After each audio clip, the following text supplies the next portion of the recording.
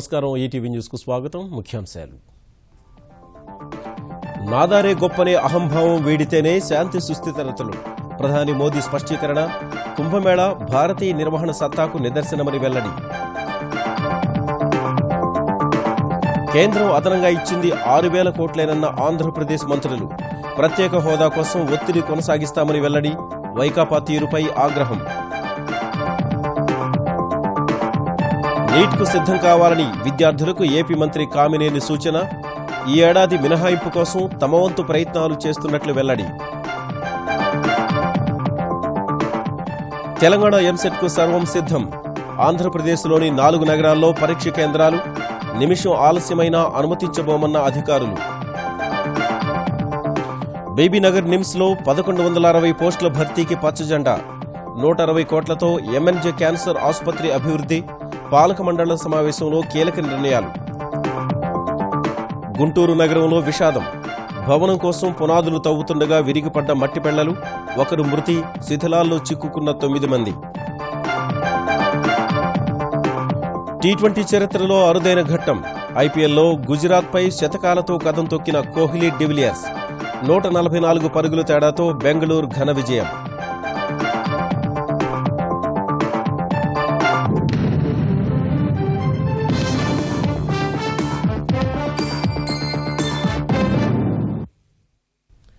నీకంటే నేనే గొప్ప అనే భావనల్ని వదిలించుకున్నప్పుడే ప్రపంచంలో సంఘర్షణలు, అశాంతి తగ్గుతాయని ప్రధాని నరేంద్ర మోదీ ఉద్ఘాటించారు.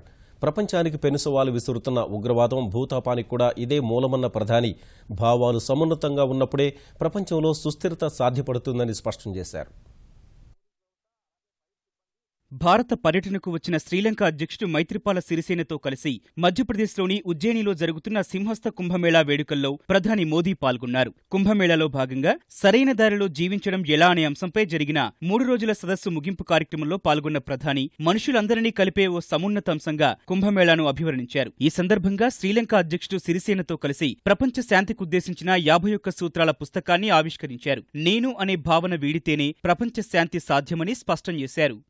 आज विश्व 2 संकटों से गुजर रहा है. एक तरफ ग्लोबल वार्मिंग, दूसरी तरफ आतंकवाद. क्या उपाय है इसका? आखिर इसके मूल में कौन सी चीजें पड़ी है? होलियर देन दाओ, तेरे रास्ते से मेरा रास्ता ज्यादा सही है. यही तो भाव है जो कॉन्फ्लिक्ट की ओर हमें घसीटता ले चला जा रहा है.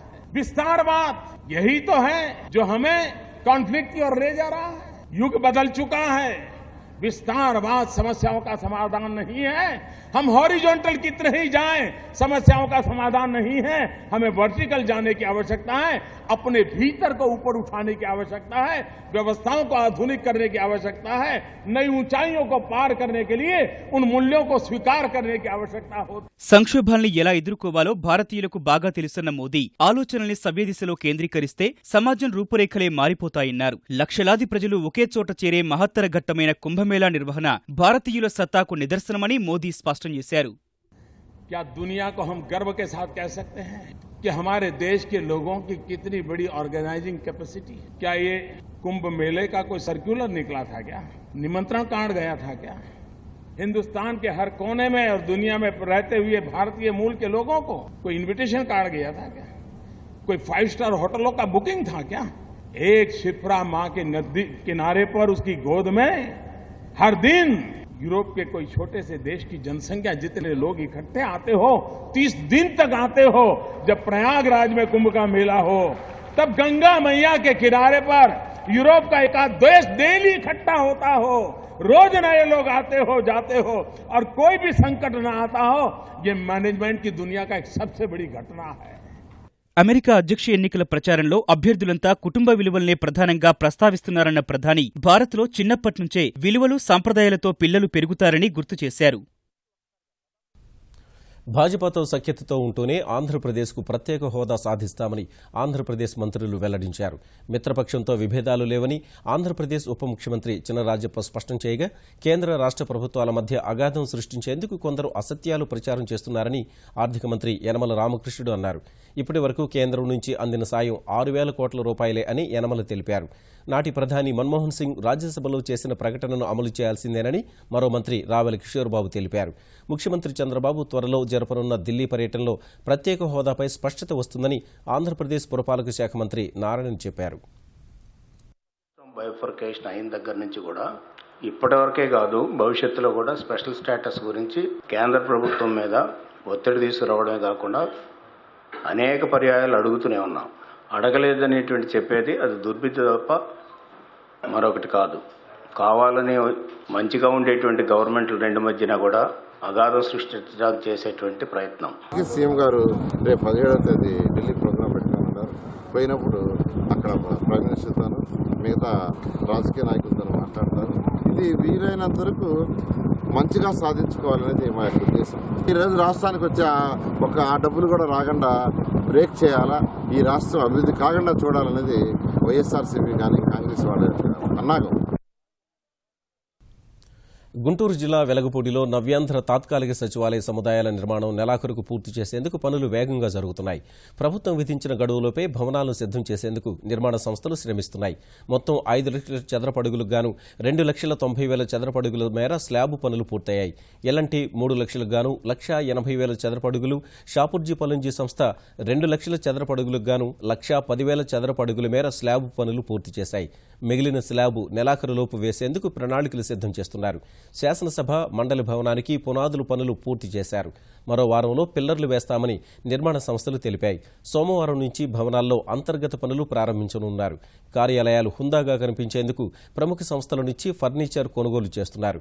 భవనాలకు విద్యుత్ అంతరాయం కలగకుండా సమీపంలో 33/11 kV ఉపకేంద్రం నిర్మిస్తున్నారు. వర్షాలు పడే లోపల ఈ స్లాబ్స్ పూర్తయి సైమల్టేనియస్గా యాక్చువల్గా ఫినిషింగ్ వర్క్స్ కూడా ఇవాళ స్టార్ట్ చేశారు. ఈ ఫినిషింగ్ వర్క్ చేయడానికి కూడా నిన్న యాక్చువల్గా అధికారులతో కూర్చొని మైన్యూట్గా ప్లాన్స్ డిస్కస్ చేశారు. ఇంటర్నల్ పార్టీషన్స్, ఏసీలు కానీ ఇవన్నీ కూడా డిస్కషన్ అయింది. ఈ రోజు నుంచి యాక్చువల్గా ఏదైతే స్లాబ్స్ పని పూర్తి చేశారో దాంట్లో ఇంటర్నల్ పార్టీషన్స్ ఆఫ్ వాల్స్ కూడా ఈరోజు స్టార్ట్ చేశారు. నీట్ మినహాయింపు కోసం ఆంధ్రప్రదేశ్ ప్రభుత్వం చేయాల్సిందంతా చేస్తోందని, ఈ ప్రయత్నంలో విఫలమైతే నీట్ రాసేందుకు కూడా విద్యార్థులు సన్నద్దంగా ఉండాలని ఆంధ్రప్రదేశ్ వైద్య ఆరోగ్య శాఖ మంత్రి కామినేని శ్రీనివాస్ కోరారు. కేంద్ర వైద్య ఆరోగ్య మంత్రి జేపీ నడ్డాతో సమావేశంలో ఈ ఒక్క సంవత్సరం వెసులుబాటు కల్పించాల్సిందిగా విజ్ఞప్తి చేయనున్నట్లు కామినేని తెలిపారు. ప్రభుత్వం చేయవలసినవన్నీ చేస్తుంది. కేంద్ర ప్రభుత్వం కూడా అదే ఒపీనియన్లో ఉంది. కానీ నేను స్టూడెంట్స్కి వాళ్ళ పేరెంట్స్కి విజ్ఞప్తి చేసేది, మన ప్రయత్నాల్లో సఫలీకృతం కాకపోతే పిల్లలు నష్టపోకుండా వాళ్ళు నీట్కి కావాల్సిన ప్రిపరేషన్ కూడా మొదలుపెట్టి చేసుకోవాల్సిందిగా అందరినీ కోరుతున్నాను. తెలంగాణ ఎంసెట్ రేపు జరగనుంది. ఈ మేరకు హైదరాబాద్ జేఎన్టీయూ అన్ని ఏర్పాట్లు చేసింది. రేపు ఉదయం మధ్యాహ్నం 2 పరీక్షలుగా నిర్వహిస్తుండగా ఇంజనీరింగ్కు 1,43,481 మంది, వ్యవసాయ వైద్య విద్య పరీక్షకు 1,983 మంది దరఖాస్తు చేశారు. ఆంధ్రప్రదేశ్లోని కర్నూలు, తిరుపతి, విశాఖపట్నం, విజయవాడల్లో తెలంగాణ ఎంసెట్ నిర్వహిస్తున్నారు. మొత్తంగా ఉభయ రాష్ట్రాల నుంచి 2,46,522 మంది పరీక్షలు రాయనున్నారు. తొలిసారిగా ఇంజనీరింగ్, మెడికల్ పరీక్షలకు బయోమెట్రిక్ విధానం అమలు చేస్తున్నారు. ఈ నెల 9 నుంచే విద్యార్థులకు వెబ్సైట్లో కొత్త హాల్ టికెట్లను అందుబాటులో ఉంచారు. విద్యార్థులు పాత హాల్ టికెట్లు వినియోగించవద్దని కన్వీనర్ హెచ్చరిస్తున్నారు. వైద్య విద్యకు సంబంధించి తొలిసారి ఆన్లైన్ పరీక్ష నిర్వహిస్తున్నారు. ఎంసెట్కు 1 నిమిషం నిబంధన ఖచ్చితంగా అమల్లో ఉంటుందని అధికారులు చెప్పారు. ఆ సమయం వరకు పరీక్ష కేంద్రం గేటు వరకు చేరుకున్న వారిని మాత్రమే అనుమతిస్తామని స్పష్టం చేశారు. విద్యార్థులు గంట ముందే పరీక్ష కేంద్రాలకు చేరుకుని బయోమెట్రిక్ విధానంలో వేలిముద్ర నమూనాలు ఇవ్వాల్సి ఉంటుంది. ఎన్నికల సమయంలో ప్రజలకిచ్చిన ప్రతి హామీని నెరవేర్చుతామని తెలంగాణ భారీ నీటిపారుదల శాఖ మంత్రి హరీష్ రావు స్పష్టం చేశారు. హైదరాబాద్ శివారు భారతీనగర్ డివిజన్లో అభివృద్ధి పనులపై అధికారులు, ప్రజాప్రతినిధులతో సమీక్షించిన ఆయన వాననీటిని వడిసిపట్టడం ప్రతి ఒక్కరి సామాజిక బాధ్యతని సూచించారు. హైదరాబాద్లో ప్రతి ఇంటికి నల్లబెట్టి ప్రతి రోజు కూడా స్వచ్ఛమైన నీళ్లు ఇచ్చి తీర్థమని చెప్పి నేను మీ అందరికీ మనం చెప్తాను. మనం అందరం కూడా ఇల్లు కర్మ తీసుకున్నప్పుడు గుంత కడతామని జిహెచ్ఎంసీకి వెళ్తాం, కానీ ఎంతమంది కడుతున్నాం? ఈ యొక్క సామాజిక బాధ్యతను కూడా మనం మర్చిపోవద్దు. హైదరాబాద్లోని ఎంఎన్జే ఆసుపత్రిని 160 కోట్లతో ఆధునీకరించాలని తెలంగాణ సర్కార్ నిర్ణయించింది. ఈ మేరకు తెలంగాణ వైద్య ఆరోగ్య శాఖ మంత్రి లక్ష్మారెడ్డి నేతృత్వంలో సమావేశమైన MNJ oncology cancer regional hospital board పలు నిర్ణయాలు తీసుకుంది. ఆధునిక వైద్య పరికరాలు సమకూర్చడంతో పాటు ముఖ్యమంత్రి కేసీఆర్ ఆదేశాల మేరకు 10 కోట్లతో అంకాలజీ, 8.5 కోట్లతో గోల్డెన్ జూబ్లీ బ్లాక్లను నిర్మించనున్నారు. రోగులతో పాటు వచ్చే వారి బంధువుల వసతుల సమస్య నివారణకు ₹1 కోటి సత్రం నిర్మించాలని నిర్ణయించారు. ఎంఎన్జేలో 250 పడకల్ని 450కి పెంచాలని, వంటశాల, ధోబీ ఘాట్లను 90 లక్షలతో ఆధునీకరించాలని నిర్ణయించారు. వివిధ విభాగాల్లో కొత్తగా ప్రొఫెసర్, అసోసియేట్, అసిస్టెంట్ ప్రొఫెసర్లు నియమించేందుకు బోర్డు ఆమోదం తెలిపింది. ఒప్పంద ఉద్యోగుల వేతనాలు 40 నుంచి 47% పెంచాలని నిర్ణయించారు. జిల్లాల్లో రొమ్ము క్యాన్సర్ గుర్తింపు పరీక్షల్ని ఉద్యమంలా చేపట్టాలని ఎంఎన్జే బోర్డు తీర్మానించింది. హైదరాబాద్ శివారు బీబీనగర్ నిమ్స్లో 1160 ఉద్యోగాల భర్తీకి నిమ్స్ పాలక మండలి నిర్ణయించింది. ఈ మేరకు హైదరాబాద్లో తెలంగాణ వైద్య ఆరోగ్య శాఖ మంత్రి డాక్టర్ లక్ష్మారెడ్డి నేతృత్వంలో జరిగిన నిమ్స్ పాలక మండలి సమావేశంలో అనేక కీలక నిర్ణయాలు తీసుకున్నారు. ఇందుకు అవసరమైన ప్రతిపాదనలు సిద్ధం చేసి ముఖ్యమంత్రి కేసీఆర్ ఆమోదానికి పంపాలని ప్రతిపాదించింది. అన్ని విభాగాలతో పీజీ ఇన్స్టిట్యూట్ను త్వరలో ప్రారంభించాలని, బీబీనగర్ నిమ్స్లో పూర్తిస్థాయి సేవలు అందించాలని తీర్మానించారు. వైద్యులకు 25% ఆరోగ్యశ్రీ ప్రోత్సాహకాలు ఖరారయ్యాయి. ₹30 కోట్లతో పరికరాల కొనుగోలు, ఆధునీకరణకు ఈ సమావేశాల్లోనే మోక్షం కలిగింది. గుంటూరులోని లక్ష్మీపురం వద్ద భవన నిర్మాణ పనుల్లో విషాదం చోటు చేసుకుంది. భవన నిర్మాణం కోసం పునాది తవ్వుతుండగా కార్మికులపై మట్టి పెళ్లలు విరిగిపడి ఒకరు మృతి చెందారు. 9 మంది శిథిలాల్లో చిక్కుకుపోయారు. వారి పరిస్థితి విషమంగా ఉంది.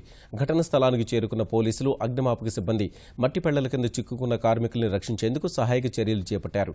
ప్రొక్లైనర్తో మట్టి పెళ్లలు తొలగించి కార్మికుల్ని రక్షించేందుకు ప్రయత్నిస్తున్నారు. కార్మికుల్ని ప్రతిపాడు మండలం గొట్టిపాడు వాసులుగా గుర్తించారు. ఘటనపై దిగ్భ్రాంతి వ్యక్తం చేసిన ఆంధ్రప్రదేశ్ మంత్రులు నారాయణ, ప్రతిపాటి పుల్లారావు తక్షణం సహాయక చర్యలు ముమ్మరం చేయాలని కలెక్టర్ను ఆదేశించారు.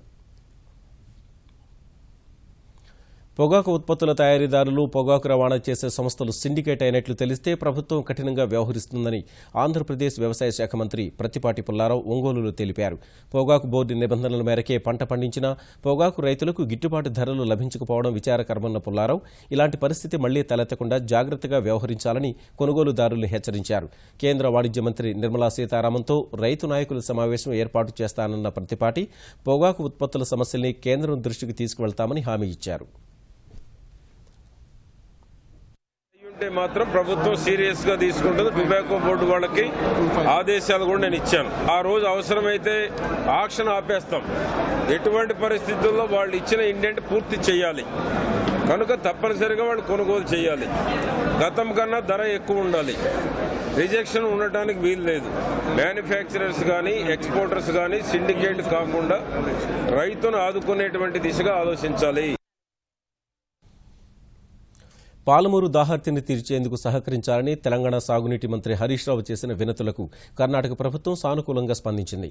మహబూబ్ నగర్ ప్రజల తాగునీటి అవసరాల కోసం 1 టీఎంసీ నీటిని గూడూరు జలాశయం నుంచి విడుదల చేస్తున్నట్లు కర్ణాటక జలవనరుల ప్రిన్సిపల్ కార్యదర్శి రాకేష్ సింగ్ తెలంగాణ ప్రభుత్వానికి లేఖ రాశారు. కరవుతో అల్లాడుతున్న మహబూబ్ నగర్ ప్రజలకు తాగునీరు అందించేందుకు గూడూరు జలాశయం నుంచి 4 టీఎంసీలు విడుదల చేయాలని హరీష్ రావు కర్ణాటక జలవనరుల మంత్రి ఎంబీ పాటిల్ను కోరగా టీఎంసీ విడుదలకు బెంగళూరులోని కృష్ణా భాగ్య జల నిగమ్ సంస్థ అంగీకరించింది. తమ విజ్ఞప్తికి సానుకూలంగా స్పందించిన కర్ణాటక ప్రభుత్వానికి మంత్రి హరీష్ రావు కృతజ్ఞతలు తెలిపారు.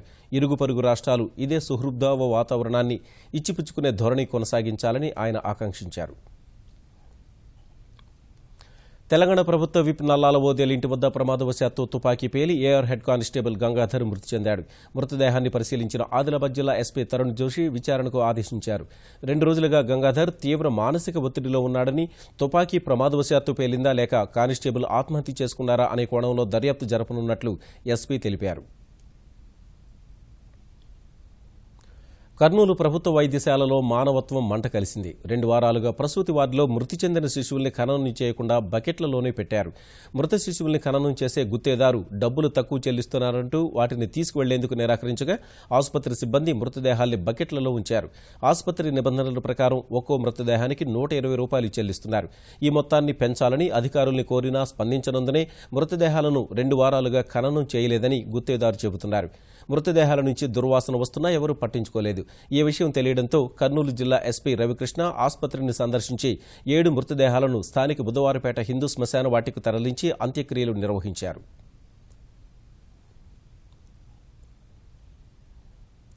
భూమిపై పడిన ప్రతి బొట్టును ఒడిసిపట్టాలనే సంకల్పంతో ఈటీవీ ఈనాడు చేపట్టిన జల సంరక్షణోద్యమంలో తెలుగు రాష్ట్రాల ప్రజలు పెద్ద సంఖ్యలో పాల్గొంటున్నారు.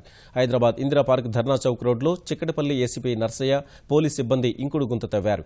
కుషాయిగూడ ఏఎస్ రావు నగర్లోని మానసిక వికలాంగుల వృత్తి విద్యా శిక్షణాలయంలో విద్యార్థులు, అధ్యాపకులు ఇంకుడు గుంత నిర్మించారు. మెట్పల్లిలోని తన ఇంటిలో కోరుట్ల ఎమ్మెల్యే విద్యాసాగర్రావు ఇంకుడు గుంత నిర్మించారు. మెదక్ జిల్లా ఎస్పీ సుమతి తన ఇంట్లో ఇంకుడు గుంత తవ్వకానికి శ్రీకారం చుట్టారు. జిల్లాలోని 43 పోలీస్ స్టేషన్లలో ఇంకుడు గుంతలు తవ్వించామని తెలిపారు. విజయనగరం జిల్లాలో ఎమ్మెల్యే చిరంజీవులు, ఎమ్మెల్సీ ద్వారపురెడ్డి జగదీష్ ఆధ్వర్యంలో పార్వతీపురం, కురుపాం నియోజకవర్గాల్లో 50,000 ఇంకుడు గుంతలు నిర్మించారు. కృష్ణా జిల్లా కూచిపూడిలో 1000 ఇంకుడు గుంతల ఏర్పాటుకు సిలికానాంధ్ర సంకల్పించింది. జిల్లా పరిషత్ పాఠశాలలో ఇంకుడు గుంత తవ్వి యజ్ఞం మొదలుపెట్టింది. గుంటూరు జిల్లా బాపట్ల మండలం మూలపాలెంలో 300 ఇంకుడు గుంతలు తవ్వారు. ప్రకాశం జిల్లా ఎర్రగుండపాలెం ఎమ్మెల్యే పాలపర్తి డేవిడ్ రాజు ఆధ్వర్యంలో కులుకల, గంజివారిపల్లి గ్రామాల్లో 900 గుంతల్ని తవ్వారు. కర్నూలు జిల్లా నంద్యాలలోని అయ్యలూరు గ్రామంలో ఎమ్మెల్యే భూమా నాగిరెడ్డి, మాజీ మంత్రి ఫరూక్ గుంతల తవ్వకంలో పాల్గొన్నారు. కడప జిల్లా చాపాడు విద్యుత్ ఉప కేంద్రంలో దక్షిణ మండల విద్యుత్ పంపిణీ సంస్థ సీఎండీ దొర ఆధ్వర్యంలో ఇంకుడు గుంత తవ్వారు. 3,000 ఇంకుడు గుంతలు ఏర్పాటు చేస్తామని ఆయన ప్రకటించారు.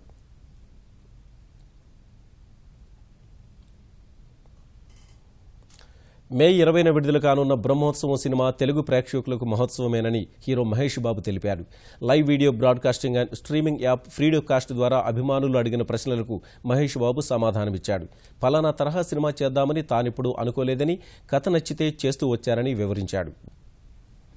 Listening to the story itself, I got emotional. That's the beauty about Srikanth garu scripts. I narrate చేసినప్పుడు కొన్ని సీన్స్ లో నాకు కలంటి నీళ్ళు వచ్చేసినాయి. So that shows that the script is very, very strong there. And same while shooting, same while dubbing, that feel is always there. Like I said before, Srikanth garu doesn't imagine things.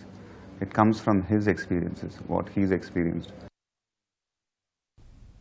భారత సరిహద్దుల వెంట మరోసారి China దూకుడు ప్రదర్శిస్తోంది. ఇటీవలే టిబెట్లో military command ర్యాంకును పెంచిన China భారత సరిహద్దుల వెంట సైనిక సామర్థ్యాన్ని మరింత పెంచుతూ మరిన్ని బలగాలను మోహరించిందని అమెరికా రక్షణ శాఖ ప్రధాన కార్యాలయం పెంటగాన్ తెలిపింది.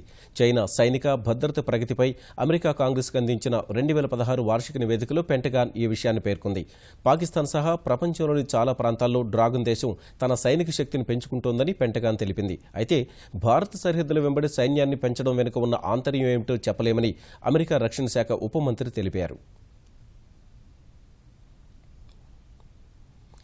తమిళనాడు, కేరళ, పుదుచ్చేరిలో శాసనసభ ఎన్నికల ప్రచారం ముగిసింది. ఉచిత హామీలు, ఆకర్షణీయ నినాదాలు, విమర్శలు, ప్రతి విమర్శలతో 2 నెలలు సాగిన ప్రచారానికి ఈ సాయంత్రం 6 గంటలకు తెరపడింది.